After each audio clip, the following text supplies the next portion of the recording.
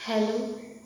Hi student, आप सभी का मेरे YouTube channel home science Ankita Shrivastava में स्वागत है। स्टूडेंट, हम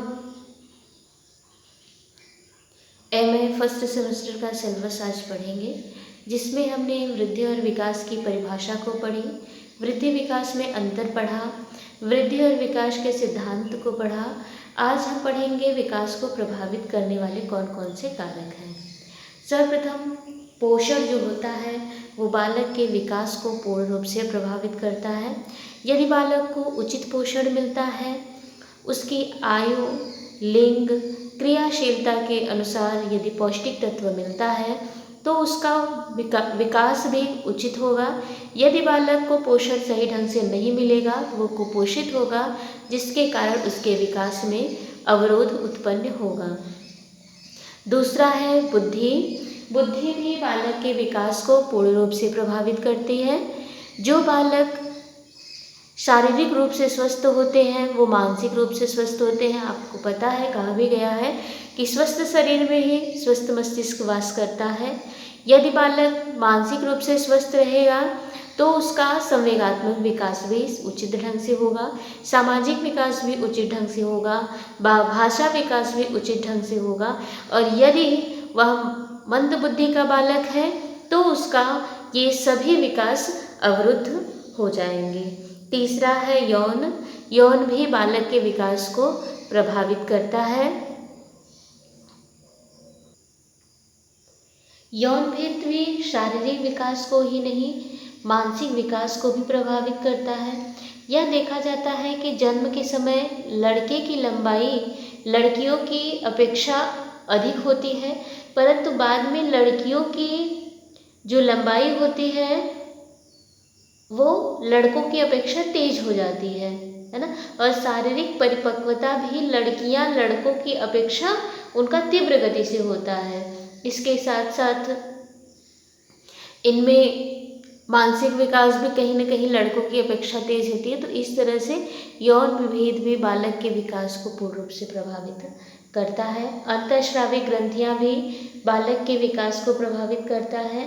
मानव शरीर के अंदर कुछ ऐसी ग्रंथियां पाई जाती हैं जो शरीर के लिए ऐसे स्रावों को उत्पन्न करती हैं जो शारीरिक व मानसिक विकास में अपना महत्वपूर्ण योगदान देती हैं। जैसे गले में पैराथायराइड ग्रंथि है ना, जो कि आयोडीन की कमी से घेंघा रोग जब हो जाता है तो उसमें सूजन हो जाता है गले में, तो उस ग्रंथि का अस्थियों के निर्माण में और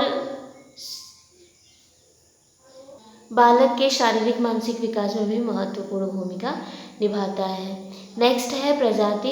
प्रजाति भी बालक के विकास को प्रभावित करता है। वैज्ञानिकों का ऐसा मानना है कि एक प्रजाति के लोग दूसरी प्रजाति के लोगों से न केवल शारीरिक गठन, वर्ण और आकृति में भिन्न होते हैं, अपितु मानसिक योग्यता और बुद्धि में भी पृथक होते हैं। जैसे आप भारतीयों को देख लीजिए, अमेरिकन को देख लीजिए, है ना, ऐसे ही हर प्रजाति में भी होता है। ठीक है, तो यह भी कहीं न कहीं बालक के विकास को प्रभावित करता है। अगला है रोग एवं चोट। रोग एवं चोट भी बालक के विकास को प्रभावित करता है। जैसे बचपन में कोई ऐसे रोग हो गए हैं जो कि बालक के विकास में अवरोधक का भी कार्य करता है। जैसे बच्चे को ब्रेन फीवर हो गया, बच्चे के विकास में बाधा उत्पन्न हो जाएगी, है ना। और चोट लग गया, जैसे बचपन में ही बच्चे को चोट लग गया, सर पे चोट लग गया तो उसका भी प्रभाव पड़ता है। तो बच्चा हमेशा बीमार रहता है, हमेशा चिड़चिड़ापन रहेगा, तो वो उसका सीधा इफेक्ट उसके विकास पर पड़ता है। ठीक है, घर का वातावरण, तो घर के वातावरण से भी बच्चे बहुत ज़्यादा प्रभावित होते हैं। घर का वातावरण यदि शांत, प्रिय, खुशहाल है तो बच्चे का विकास उचित ढंग से होगा, और यदि घर में कलह का वातावरण बना हुआ है तो बच्चे का विकास उचित ढंग से नहीं होगा। तो घर का वातावरण भी बालक के विकास को प्रभावित करता है। अगर बच्चा अपने आप को घर में सुरक्षित महसूस करता है, प्रसन्नचित्त रहता है, तो उसका विकास उचित ढंग से होगा।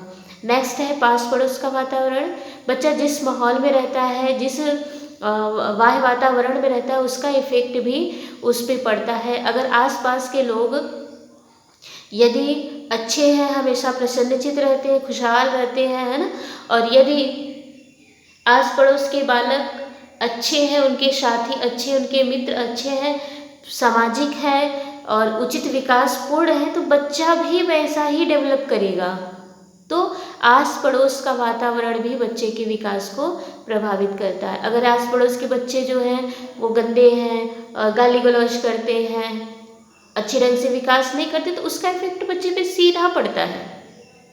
फिर विद्यालय का वातावरण, विद्यालय वातावरण का भी बच्चे के आयु पर विशेष प्रभाव पड़ता है, क्योंकि बच्चा जिस वातावरण में रहेगा उसी के अनुसार अपने आप को ढालने का प्रयास करता है। तो यदि विद्यालय में वह अपने आप को सुरक्षित महसूस करता है, वह अनुशासन में रखा जाता है उसको, तो वह हमेशा अनुशासन में ही रहेगा।